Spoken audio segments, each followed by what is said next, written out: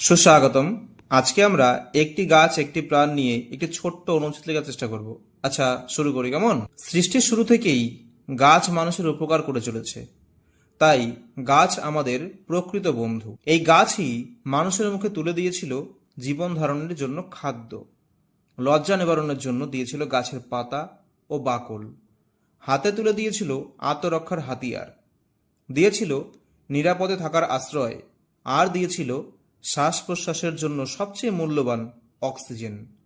শুধু মানুষ নয়, অন্যান্য প্রাণীদের জীবনধারণের খাদ্যেরও যোগান দেয় এই গাছ। গাছ আমাদের পরিবেশকে সুন্দর, সজীব ও সতেজ করে তোলে।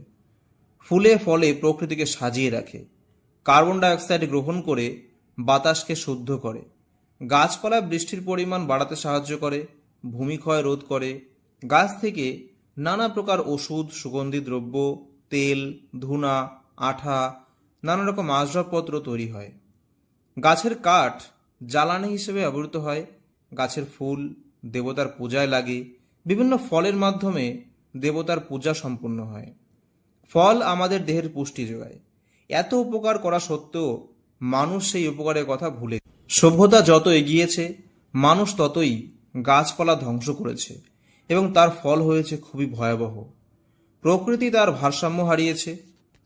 এর ফলে দেখা দিয়েছে অনাবৃষ্টি, বাতাসে অক্সিজেনের অভাব বেড়েছে। এর ফলে পরিবেশ দূষিত হয়ে গেছে, বাড়ছে ভূমিক্ষয়, মানুষ নানা রকম রোগে আক্রান্ত হয়ে পড়ছে। গাছপালা না থাকলে এই পৃথিবী মরুভূমিতে পরিণত হয়ে যেত। কিন্তু মানুষ দেরিতে হলেও এটি সে বুঝেছে। মানুষের শুভবুদ্ধির উদয় হয়েছে, তাই গাছের উপকারিতা বুঝেই বৃক্ষরোপণ উৎসব শুরু হয়েছে। বর্তমানে প্রতি বছর আমাদের দেশ তথা পৃথিবীর বিভিন্ন জায়গায় পালন করা হয় অরণ্য সপ্তাহ। এই বহুমূল্য সম্পদ রক্ষার জন্যই মানুষের মুখে মুখে আজ শোনা যাচ্ছে, গাছ লাগাও, প্রাণ বাঁচাও। Thanks for watching. Please subscribe for more videos like this.